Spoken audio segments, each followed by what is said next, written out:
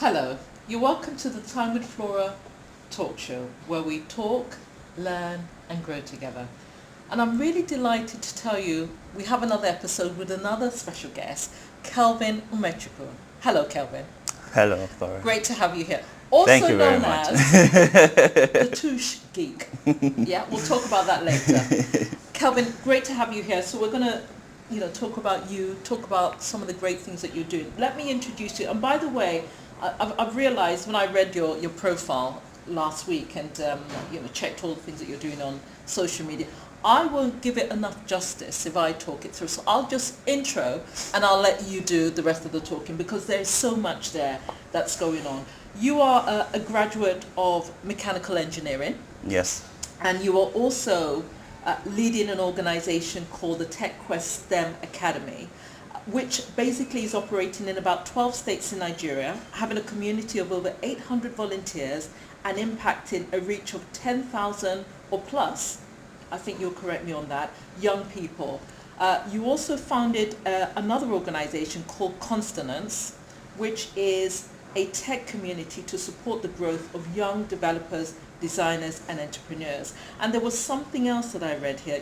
You have realized, this is something that you have said, you have realized that Africa's most significant opportunity is in the conversion of our human resources to human capital, which is the reason for the focus on the growth and development of young Africans. Amazing. You plan to scale up the impact of STEM education, reaching over 500 schools across 25 states in Nigeria over the next 1 year. Next 1 year, that is an ambitious goal. I'll leave it there. Can you tell us more about the things that you are doing? Okay. I'm Kelvin Umechukwu. Thank you very much, Flora, for having me on the show. It's a pleasure.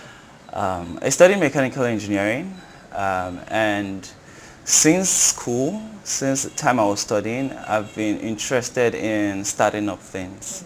Yes, so I started CloudShot back then in 200 level, and we had an app. We built an app called Voice App, me and my team, and it got to about 2,500 users in the school back then. So it sort of showed me the potential of doing things, creating things with technology. And so coming out of school, I joined a few organizations and also helped run a few communities. So that's where I met Charles Emembolu, who is my director in TechQuest STEM Academy. So under his guidance and the guidance of our board, we've sort of started working with a lot of kids. So what we're trying to do is to increase the participation and interest in STEM, knowing fully well that STEM is right now the bedrock of every profession. And so let's clarify what STEM stands for, just for the benefit of everybody. Science, technology, engineering, and mathematics. So we believe that it is going to be very expedient for every child, every young person growing up to know STEM. That's to know how to use a computer. So from the person that's studying accounting to the person that is a lawyer or to even the host of a talk show, you're going to be using a lot of technology. And so we're sort of trying to prepare these young people to be able to get these jobs, to be prepared for these jobs of the future. And so the work that we've been doing, yes, as you rightly said, we're currently in 12 states. And our impact is now, as of the first half of the year, 2019, it's about 11,000 young people. We've reached 11,000 young people in 12 states. And currently, we are working on a standard curriculum for ICT, which will be used, the practical-based ICT curriculum, which will be used in secondary schools. Oh, wow. So from JSS1 to SS3. So the federal government has acknowledged? No, not yet. So it's still in the works. Okay. Yes. So we're still having conversations with the NERDC. Okay. Yes, concerning that. So yes, and we work with a lot of organizations as well as people. The most important thing to mention here is that we can't do anything without the people, which is our volunteers. So we have state coordinators across these states, which are powerful people. When I say powerful, I mean really ambitious young people that have chosen to drive the STEM initiative in their own locations, in their own localities. So we call them TechQuest champions, Right, and we have we have a lot of them in different states. Yeah. So yes, that is what I do in TechQuest STEM Academy.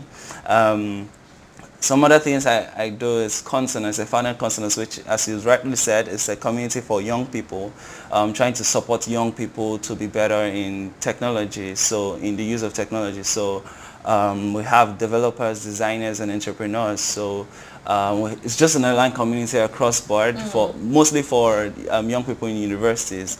Okay. So that's just a community effort, not something that brings money or anything. So I started a campaign, the Next Billion Builders campaign, because I always hear about the next billion users. So when companies from abroad come to Nigeria, they always, there's the hashtag they started pulling off, which was the hashtag next billion users. Yeah. So building for the next billion users is more like passing a mindset. It's a very good one because it tells you, oh, you should not be trying to build for just the 5 people in your local community. Think bigger than that. Exactly. Think 1 billion people using my product. And it's a good one. But then I started thinking, how are we preparing? We're saying the next billion users, which is, to be honest, is Africa. Yeah. So, but what about the next million builders? Not even the next billion. What of the next million builders? The people that are going to be building a lot of this tech. So, and that's why I went back to say, you know what?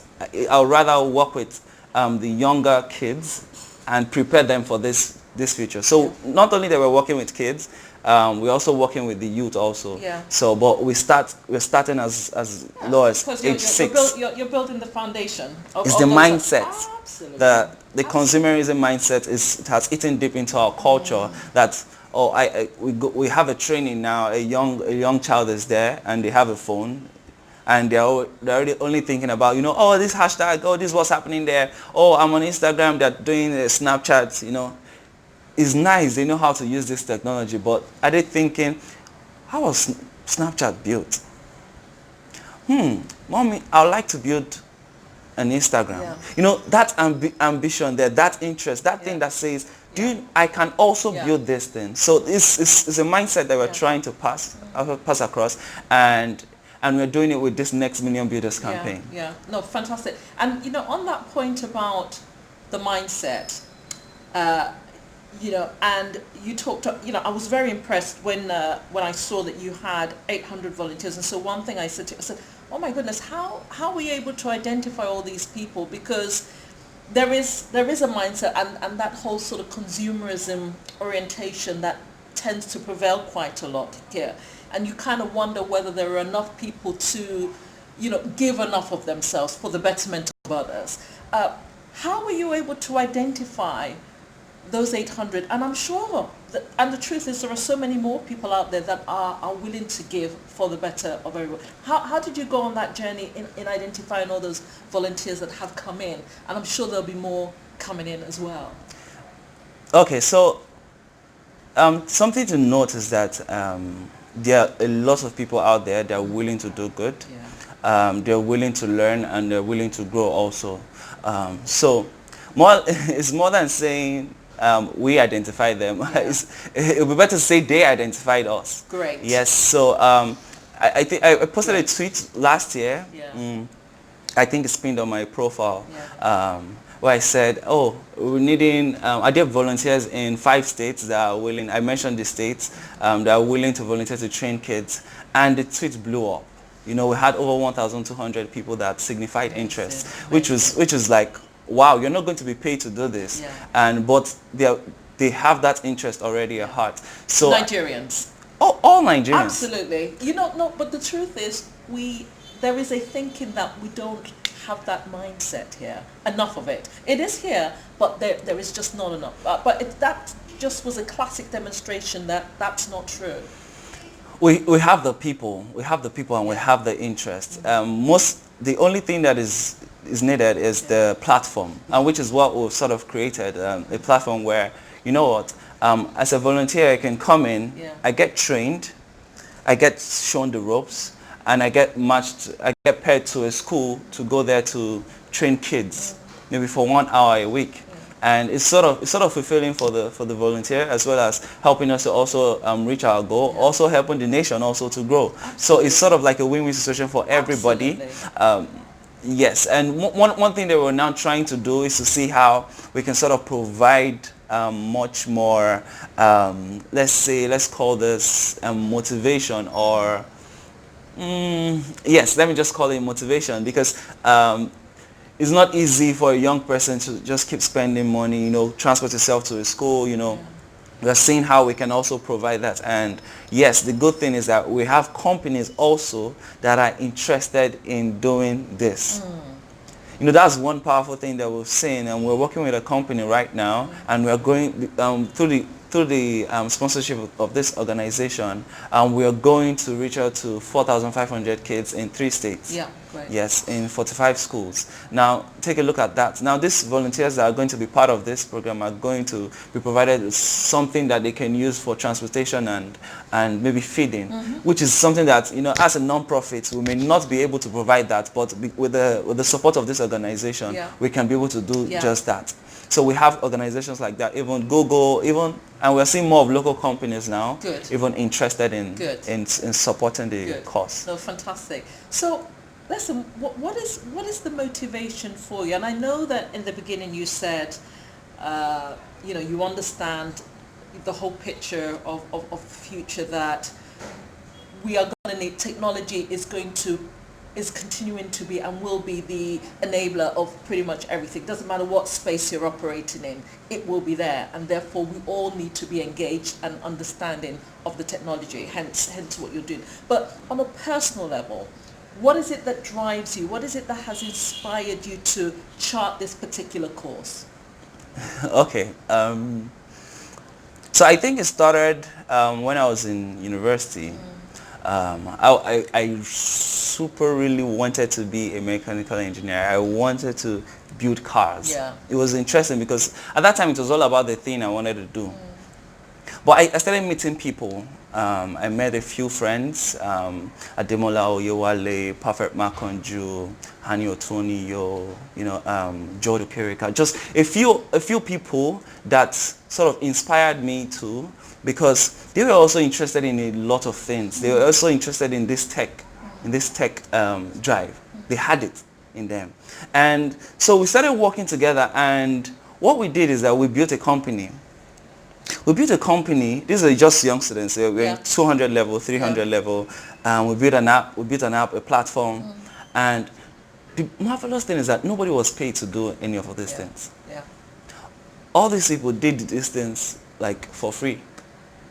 They just, with the interest, they just had that interest, and they wanted to do something of impact. Yeah. So I started seeing something in the power of people coming together. And that is where I started understanding more of community. Power. Where people coming together. Yes, there's so much power where people can come together and, say, this is the kind of thing I want to achieve. This is what we want to achieve. And, dedicate their time, commit themselves to be able to achieve these things. It's really powerful. And so I did that. Also, Golden Move Ventures was something I started with a friend. And with a friend of mine back then in 200 level, where we were training people in Ankara bags, accessories, makeup. I didn't do any of those things, but it was just like a way to make money, because I didn't necessarily have a lot of money while in school. Yeah. So it was just a way to make money. But the interesting thing is, like, I had a team of 20 people. These people are just going. Yes, they're getting paid, but it was interesting because there were people available to do it. Yeah. So that's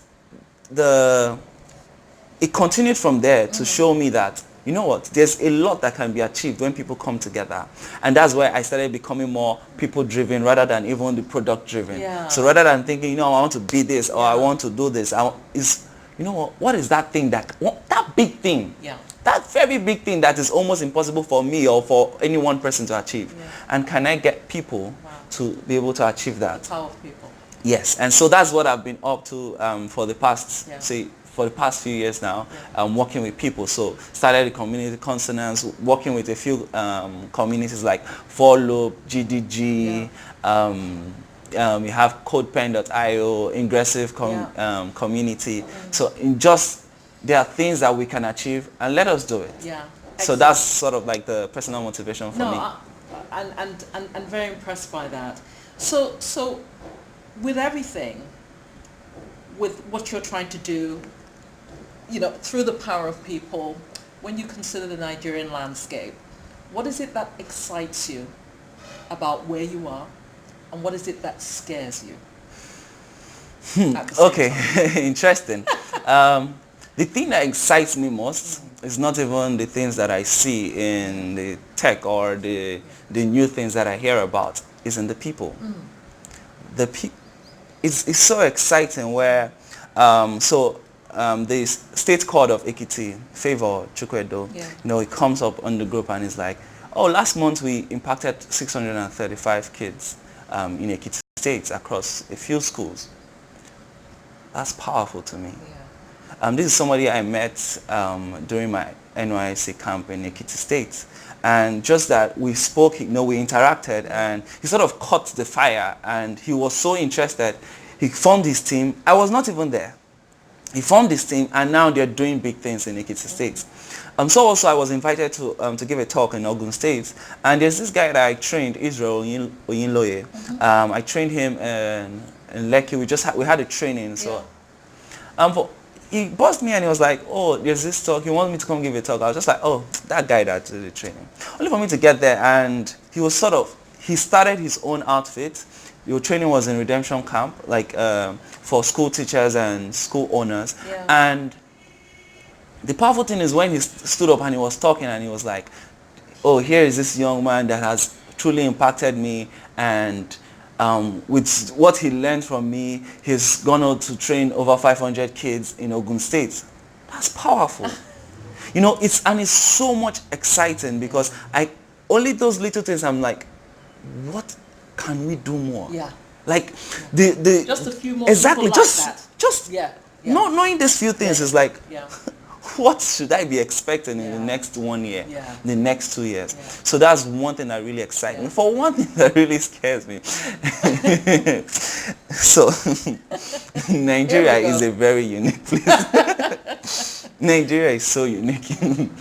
I don't know how to put this, that it doesn't, but the whole political landscape is a scary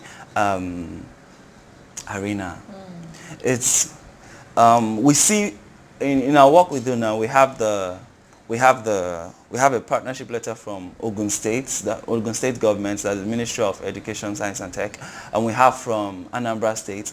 Now we see a lot of these things the government even supporting, but when you go back to the news, when I go to Twitter, I'm seeing somebody beating up a woman, and say, I'm like, is there really, like, can we get to that point where we're going to have sanity in the country and we can be able to hold our officials accountable? So that thing there is so scary, because if it cannot be done, we're going to have issues. Even a lot of the things that we are doing, a lot of the work that we're doing, will basically will not have enough skill, because the truth of the matter is that government is one of your scaling factor.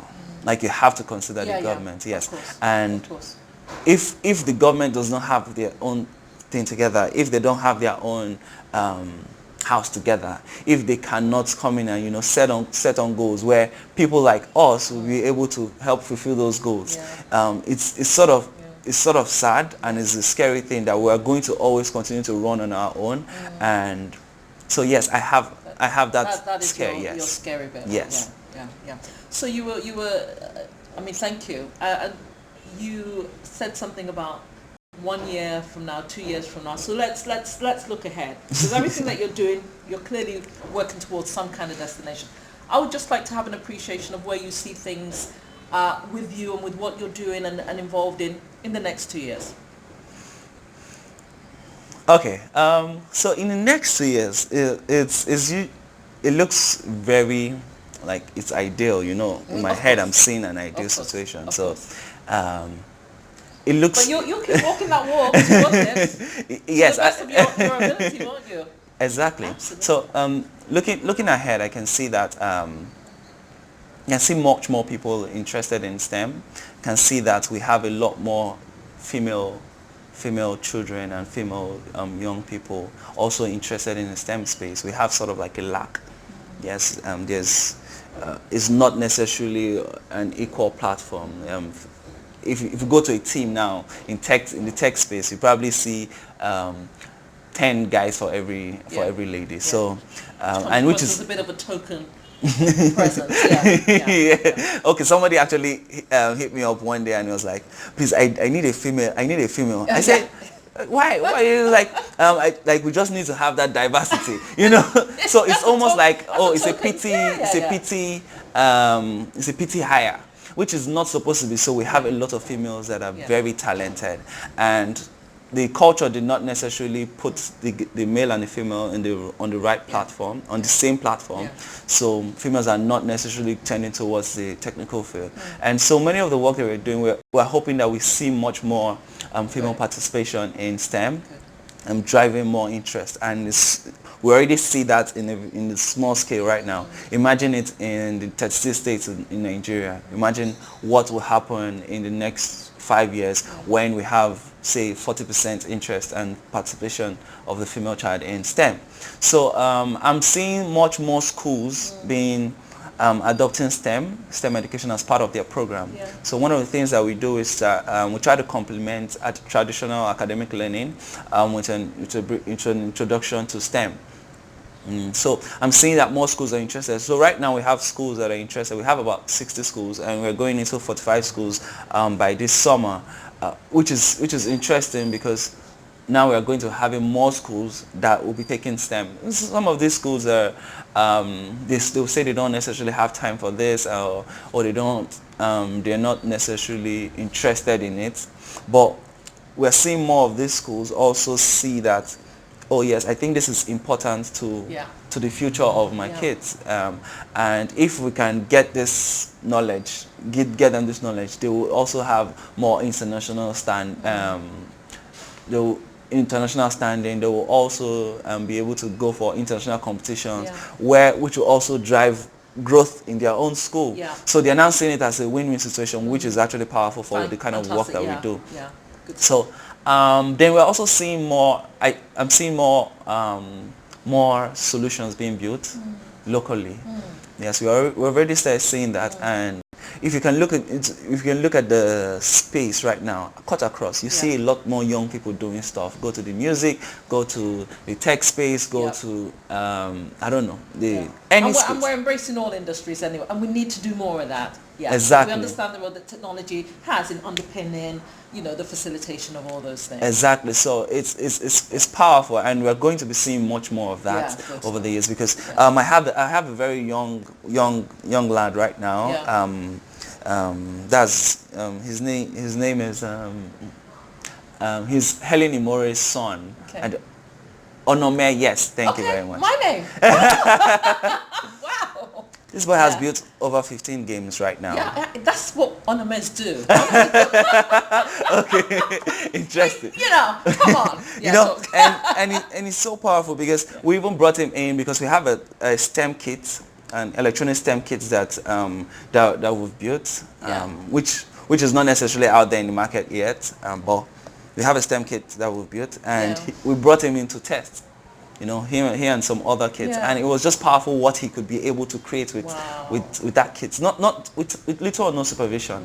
So it's powerful that you have I'm saying, I think it's about 9 to 10 years. Ready to absorb it all and do something. Just provide them with the enabling environment to do it. Exactly. And I saw one also, a 9-year-old, I think Joshua, who spoke at Tech Point Inspired. Okay. Tech Points Inspired, yes. An event I held in June, 1st of June. And this boy has built websites, and he keep on. It's just powerful what this younger generation can do with the information and the tools that they have around them. So if we can sort of put these things in place for them, if we can say, you know what, do you know that you can build? That these things that you're seeing around you, you can also build it. It's sort of that mindset that, oh yeah, mommy, I want to build my own farm. Mom, I want to, and they get the resources and they get that mentorship that they need to be able to build those things. Do we realize what will happen when they're in secondary school, when they're in university? They are always going to be seeing the solutions, and when we've equipped them, they now know how to be able to build those solutions. So solution, problem solving orientated. Exactly. Absolutely. Fantastic. Listen, thank you. It's been great having you. I've loved the conversation. So let's just end by you letting our audience know how they can reach you, your handles, websites, everything. How can they check you out and find out more and get in contact? So you can go to www.tqstem.org. That's TQ. Okay. tqstem.org. Yep. That's our website. You can see a lot of the things that we do there. Also on Twitter, we are at TechQuest Camp. At TechQuest Camp. Okay. TechQuest Camp. Okay. While my own personal handle is at Tush Geek. Yeah. And that's because you are a Tush Geek. Just so that we know this. Yeah. Carry on. Oh yeah. Okay, yes. Yeah. So You're claiming it. You just have to claim it. Yeah. Oh yes. I sort of see myself as the gig boy, the business facing gig. Okay, you know. So that's why why I'm interested. I'm so interested. Okay. I'm so interested in business that the business side of tech that I'm even starting something where me and my friend we're looking at starting a language.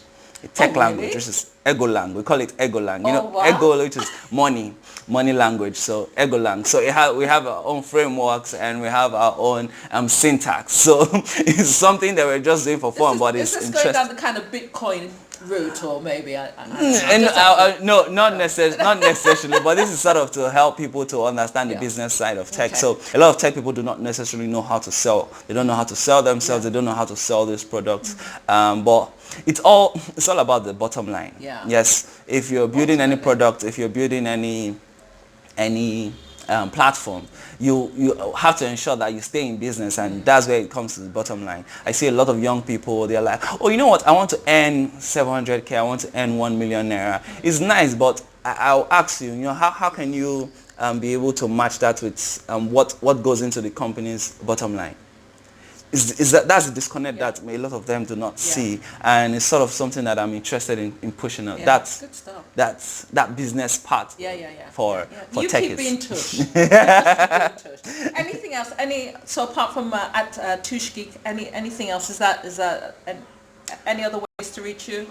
Oh, yeah, if they go to the handle at TechQuest Camp, they're going to see a lot of the things that we do, and even the different states that we're currently in. So if you're in any of all those states, or if you're in a new state and you feel that you want us to come in to sort of help push the next million builders, to help raise the next million builders, please do feel free to reach out at Tush Geek or at TechQuest Camp.